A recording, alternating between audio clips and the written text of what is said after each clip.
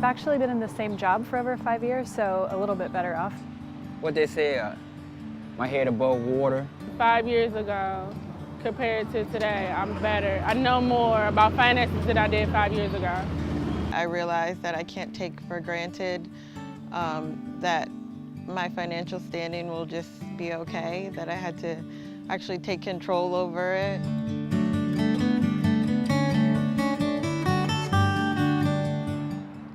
I used to work a lot of hours, and now my hours have been reduced. I want to move, get a different house. I cannot do those things. I cannot. I just don't have the money. We're doing worse, but that's mostly because I got my graduate degree, and Tamar is graduating tomorrow with her PhD. So it's mostly because we're students that we're doing worse.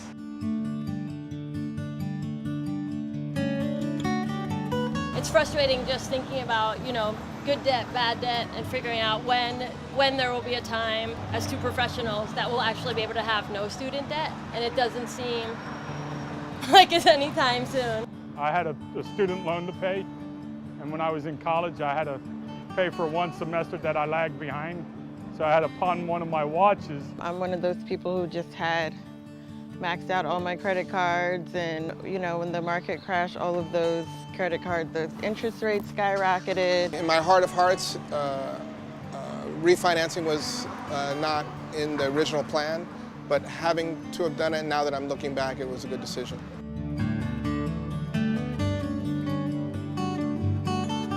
Well, it's been a long time, and I wouldn't call it quite comfortable now, but we're getting along.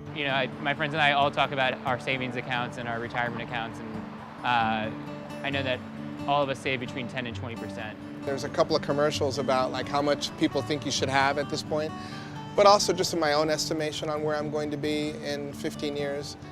Saving for retirement, and it unlikely will be enough at this point.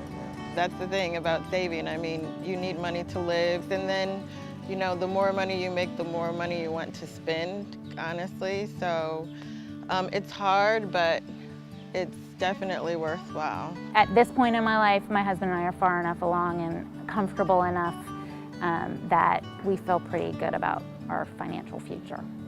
It's one of those, I don't know, I feel like we're always questioning how much should we save for retirement and how much should we pay off the debt that interest is accruing on.